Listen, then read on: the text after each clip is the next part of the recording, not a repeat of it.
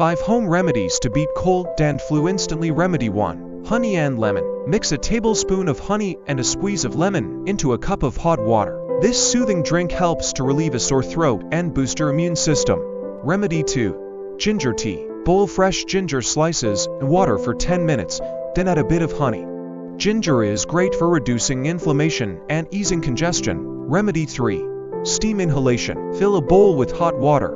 Place a towel over your head and breathe in the steam. This helps to clear nasal congestion and soothe irritated airways. Remedy 4. Garlic. Crush a few garlic cloves and mix them into a spoonful of honey or add them to your meals.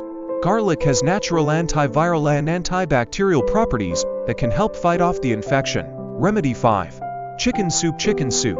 This classic remedy is not only comforting but also helps to reduce inflammation and relieve congestion. Harry waves goodbye with a big smile, waving thanks for joining me. Friends, try these home remedies to feel better quickly. Stay healthy, and see you next time.